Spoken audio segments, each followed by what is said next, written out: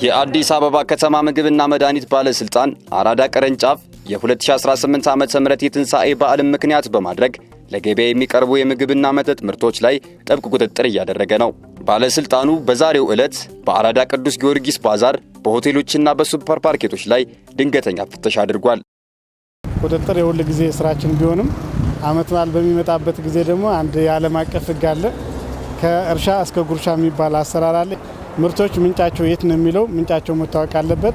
ሁለተኛ ደግሞ ጥራታቸው ወይ ደግሞ ስታንዳርዳቸው የአቀማመጥ ዘይቤያቸው መለየት አለበት።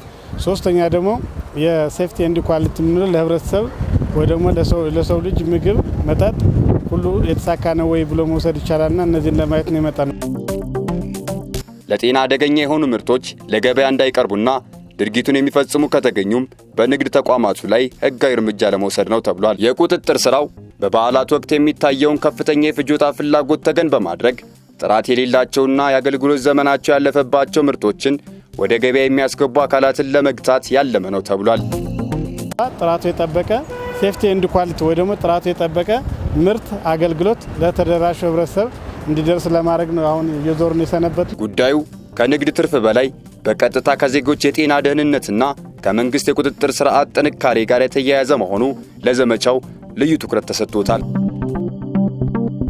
የቁጥጥር ቡድኑም ጉዞውን የጀመረው በአራዳ ቅዱስ ጊዮርጊስ አካባቢ በሚገኘውና በርካታ የሸማቾች በሚሰበሰቡበት የትንሳኤ ባዛር ነበር።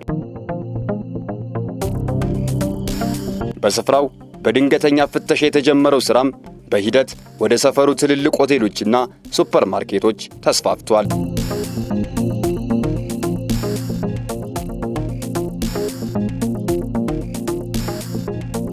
ተቆጣጣሪዎቹ በእያንዳንዱ መደርደሪያዎችና ማከማቻዎች ውስጥ ሲገቡም ያጋጠሟቸው ክስተቶች ግን የተለያዩ ነበሩ። ባለሙያዎቹ በባዛሩ የቀረቡ ቅቤዎች ጤናማነታቸውን፣ የታሸጉ ምግቦች የአገልግሎት ዘመናቸውን፣ ቅመሞች ደህንነታቸውንና የመጠጦችም ትክክለኛነትን እንዲሁም የስጋ ቤቶች ስታንዳርድን በጥንቃቄ መርምረዋል። በዚህ ሂደት ውስጥ ጊዜያቸው ሊያልፍባቸው አንድ ወር የቀራቸው ምርቶች ተለይተው ተይዘው ተመለከተ። እነዚህ ምርቶች ወዲያውኑ ለሸማቹ ግልጽ በሆነ ቦታም እንዲቀመጡ ተደረገ። ይህም የዕለቱ ግኝት ነበር። ግን የሚፈታ ነው። አጋጣሚ ያገኘሁት ቤታ ገዝቻለሁ። ጤና ኤክስቴንሽን መፈቀዱ በጣም ደስ ብሎናል። ለምን መብቶ የቆየ ምርት ከሆነ ጤናችሁ ጉዳት እንደሚያስከትል እናስባለን። ስለዚህ ክትትል መደረጉ ጥሩ ነው። ለምን ቅናሽ ነው በሚል እንትን ልንጎዳ እንችላለን። የሚያቀርቡትን ነገር መከታተሉ ጥሩ ነው። እኛም ወንዶቹንም ደግፈዋል። ስለዚህ አሁን ያገኘሁት ቆንጆ ነው። ባለስልጣኑ ይህን ዘመቻ እስከ በዓሉ ዋዜማ ድረስ አጠናክሮ እንደሚቀጥልም አስታውቋል። በመሆኑም ሸማቾች ግዢ በሚፈጽሙበት ወቅት የሚገዙትን ምርት መለያና ጊዜ ትኩረት እንዲመለከቱ፣ አጠራጣሪ ነገሮች ሲያጋጥሟቸውም ጥቆማ እንዲሰጡም መልእክቱን አስተላልፏል።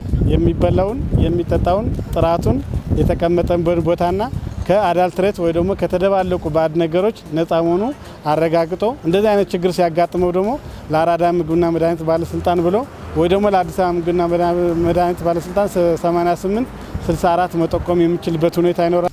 በመጨረሻም የበዓል ደስታ በጤና እክል እንዳይደናቀፍ ቅድመ ጥንቃቄው የሁሉም ድርሻ ሊሆን ይገባል ብሏል። ለዘገባው ዮናስ አደም ነበርኩ፣ አራዳ ክፍለ ከተማ ኮሙኒኬሽን ጽሕፈት ቤት።